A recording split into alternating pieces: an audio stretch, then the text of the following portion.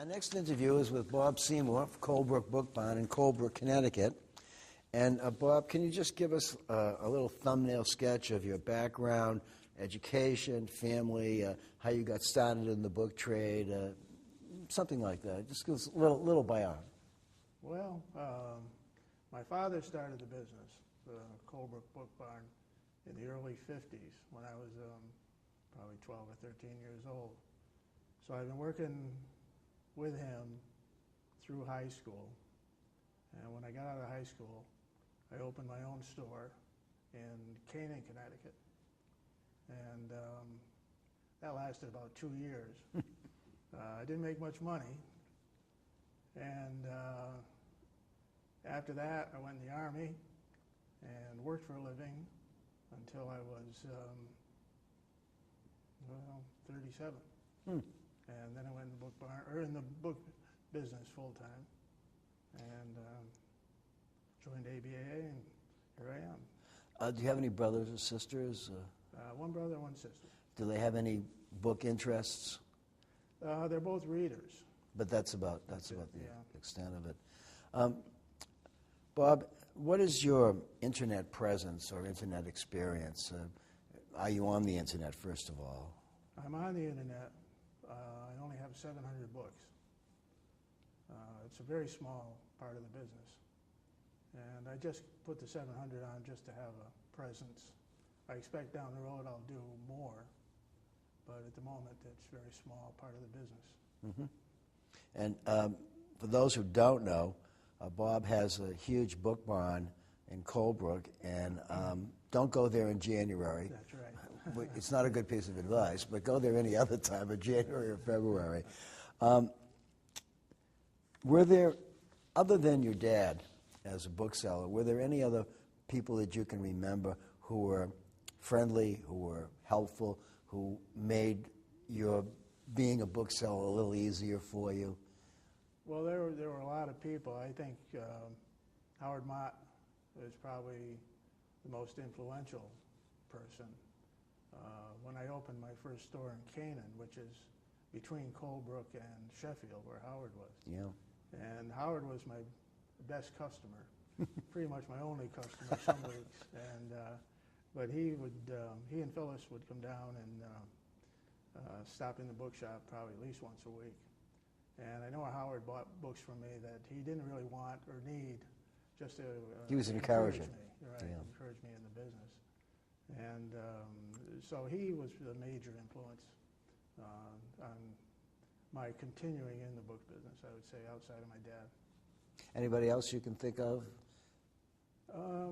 Well, several dealers in the area that I knew, Bob Nuis, who was in Cornwall, and Cedric Robinson in Windsor. Of course, Cedric, yeah. Right.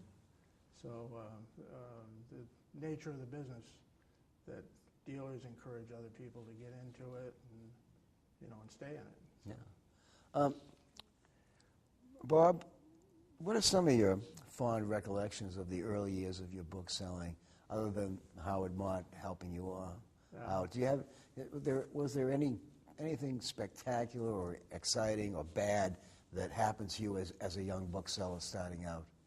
I don't think there's anything bad. I don't recall anything bad or even spectacular. But when I did have this store in Canaan, I was fortunate enough. I had a customer come in, an elderly woman who came in regularly, and she recommended us to a friend of hers in New Jersey, and it was probably the first large library that my dad and I bought.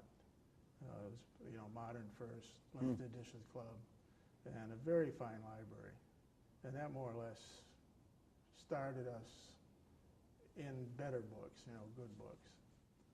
So that's the primary thing I remember about those early 2 or 3 years that I was doing it. You're mainly a come-to-see bookseller.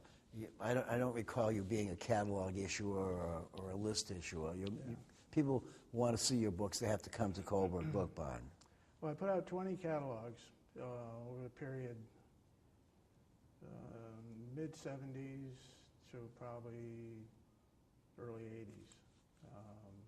Why'd you stop? I started doing book shows. Ah. And book shows, cash and carry, you know, Yeah, it's a lot of work, but so are catalogs. Yeah, catalogs are a lot of work. And, When you're open, which is probably most of the time, I would think that the majority of your business would come from people coming to see you, dealers and collectors. during the summer, correct, right. And but I don't think the dealers travel. You know, over the years, you could always expect weekly, probably 1 or 2 or 3 dealers to show up or call or what have you. And I think that's kind of changed, so we don't get the dealer traffic that we used to. I think it's to some extent because so many bookshops, open shops have closed. And I think most dealers like to go where there are 3 or 4 bookshops rather than there's just one. Right. It's more cost effective, especially when gas is costing $3.50 a gallon. Yeah, yeah. But I think the dealers travel less too in general. I know you don't. You travel all over the place. I like to travel. Did you have any kind of difficulty when you transitioned yourself from being just a book barn catalog dealer to having material on the internet? Were you computer literate to begin with, or was it a process that you had to come up with? As far as the internet goes, I resisted the internet for a long, long time. I didn't want to have any part of it, and eventually I had to, of course, like we all did, and used it primarily for research. And it's only been recently, within the last 3 years, I think. And my niece came to work for me, and I needed to have something for her to do, so I started her putting things on the internet. But as I say, we have very small presence. But of that small presence, you say you have about 700 items on the internet. How many internet orders do you get like a week? Probably 2 or 3, sometimes 5 or 6. You know, but never. That's about it, probably. What is the value of the material that you have on the internet? Is it low, medium, or upper? No, it's low. It's all low stuff. Yeah, I put on mostly $20, $30 books. You know, occasionally I'll put one in the hundreds, but I prefer to keep the better things for shows. And, How many? to sell the things that I can't sell anywhere else Well, on the yeah. internet. We all hope that's the case. How many book shows do you do a year? And of those book shows, how many are ABAA sponsored? I do about 26 shows a year. God, that means like every 2 weeks you're doing the book just fair? about, yeah. So sometimes they run 3 or 4 in a row, but. Okay. And ABAA, I do Boston every year. And I did Chicago when we had Chicago 2 or 3 times. And I've done New York twice, but that's it, primarily Boston. So you don't venture to the West Coast? I'm going in February. No, actually, I went last year. To San Francisco. Did you find it worthwhile enough to do again this year? Yeah, that's why I'm going back. Well, I'm not actually doing Los Angeles. I'm doing. You're doing the San Francisco, the whatever his name is. Right, exactly. Book fair, and that's going to be the weekend before, as I recall. Yeah. If you were entering the book trade today, how would you go about doing it? That's a hard question. I know. Because it's changed so much. Yeah, And it's so amazingly different, isn't it? yeah. And so I think I would probably, if I were the same age or, early 20s or what have you, I would have to go with the internet. And as much as now I don't particularly care for the internet, but I think any young bookseller is going to go that direction. Well, I think it's their experience and their background. They're brought up with it. We weren't. Yeah. We were brought up in that when you got into your car and you hit bookstore after bookstore after bookstore. It was wonderful. It was a great day. Well, those are the great days. Nowadays, you see people with something in their hand that they keep on pressing to find out what's going on. I could never be a bookseller like that.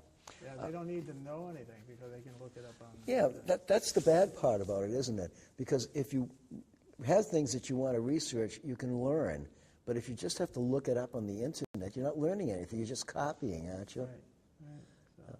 So, Bob, you've been in business for how long? On your own? on my own since about 30 years. About 30 years. Can you think of any spectacular buy or spectacular bad buy that's occurred in your career? I know it's an off-the-wall question, but... Yeah, I really can't. I was thinking of that when I was thinking about doing this interview, and I've never had anything. Well, I have a $100,000 book out in the booth, but I never had really, really expensive books. You know, I'm just a general bookseller, and it's been pretty much the stock is primarily priced under $1,000, and so there's no real special thing that's come along in terms of dollars. You know, I think in terms of things I remember fondly. You know, my dad and I got a album of Brady photographs years ago, back in the '60s. Wow. And it was about like so. And I forget how many photographs. I don't want to exaggerate, but I'd say probably 30 or 40 photographs. That's Brady a lot. Photographs, Civil War. And we got it just before I went in the Army. And I was in the Army. I was down in Fort Dix. And my dad called me up and said, Dad, I sold to Brady. And, so I always remember that. He sold to some lady out in California. And, Can you think of any disappointment that you had on a purchase? I don't know. On a purchase, you know, something that you thought was going to be a good buy and it turned out to be a bomber? We all have them. Yeah, there's been a lot of those, but nothing. Nothing that broke the bank. Right, exactly, yeah. There's a lot of, something I wish I hadn't bought that, kind of, you know. If a young bookseller came to you and said, Bob, what advice would you give them about entering the book trade at this stage of the game? I just say do it, you know, just get into it and find your way like we did. Yeah. You know, and whichever way you want to do it, whether it's catalogs or shows or internet, and you know, do the auction houses, visit other dealers, and just get a feel for the whole scope of the business, and then decide which way you're going to go. When you buy, do you buy mostly privately or do you buy from other dealers or at auction? All three. All three. Yeah. Which is your predominant buying situation? Probably because I do so many shows in terms of better books, doing shows. I buy more at shows of better books. Auctions would probably be second, and then private calls. Of course, you get lucky and you get a really nice library that overwhelms the rest of them. Yeah. But on the other hand, a lot of the private buying is just general stock for the shop and so Yeah. We're heading into a very sensitive time in the history of the world, per se, with all the bad stuff that's going on. And one likes to think in terms of where are we going as a book business? Where are we going as a trade? Do you see us being a viable entity 10, 15, 20 years from now? Are we going to be selling digitized books? Are we going to be... what's your take on this whole situation? Well, I really think, you know, they'll say the more it changes, the more it stays the same. And I think at least in the foreseeable, say 100 years or whatever, there's always going to be a book business. And I imagine they will get into the books on tape, possibly collecting that, or other situation, but I can't see it changing much. I mean, the basic collecting rare books and buying and selling rare books, I think it'll stay basically the same. How do you respond to the comment, there are no young collectors, there are no young booksellers? Well, I think they're scarce, but there's quite a few around, and there's some good booksellers in their, early 30s that are out in the other room. And Who are some of them, in your opinion? well, don't ask me that. Okay, I won't ask you. I retract that question. Finish off the answer I without... can't remember names. Well, I see a couple out there with spectacular modern literature, with movie posters. I see people with stuff that doesn't make any sense to me, dollars versus item, but that's because I'm an Americana dealer, I guess. Did you see those posters? One dealer has a movie poster for $12,500. Yeah. And that just blows me away. Yeah. But I do, a half a dozen paper shows a year, and I think that's possibly one way that the book business in general has spread out to encompass those areas, although it was always done. I know Howard Mott told me once when they were establishing the Ephemera Society, and he said, well, I've been dealing with ephemera all my life. That's right. And, We all have. Right. But it just maybe made it into a more selective area and focused on it a little more. You said before that you do about 26 book fairs approximately a year. Have you noticed any kind of trend in the last couple of years? Book fairs, the ones that you're doing, are they better attended, the same, worse attended? The booksellers, are there more of them, fewer of them? What's your take on what's going on in the non-ABA book fairs? Yeah, well, I'd say in the last 2 or 3 years, maybe 4 years, that the attendance is down. And I think the number of booksellers who are interested in doing shows are down. I think promoters, well, I know they do. They have more trouble filling a show, whereas 10 years ago, the better shows had waiting lists. Right. And now you can pretty much get into a show a day before. Yeah. Well, that takes a lot of the excitement out of it, doesn't it? And the people who attend these non-ABA book fairs, for the most part, are probably a lot of dealers. Right. And the regular, usual suspects. Right. Which, I'm thinking to myself, where are we heading if we're not bringing any new people into the trade, both as dealers or as collectors? I don't know where we're going. Well, I think there's young people out there. I think there's a lot of young people at this show. Yeah, someone else made the same comment. And I think at the shop, even though I don't keep regular hours at the shop any longer, and it's not as big a part of the business as it once was, I do get a lot of young people come to the book barn and, buying the $20 book, the $30 book, and so, and I think the librarians, there's a lot of younger librarians coming around. But they seem to be more internet savvy than we booksellers are. Definitely, yeah. They seem to know how to do these things. We're still learning how to do. But you said a little while ago that you had in your booth a number of books, including one for $100,000. Just tell us what that book is. Or is it a manuscript or what? No, it's a book of lithographs by, I forget his first name, Beckman, a German artist, just before World War II. How many lithos were in there? I'm sorry? How many lithographs were in the volume that you had? I think there's, I don't remember, 10 maybe, 10 lithographs. It's it was limited to 30 copies, and it's a presentation copy from Beckman to a friend of his, and Sounds like something. Quite a rare book, actually. Sounds like something that you're going to sell. Hopefully. Hopefully.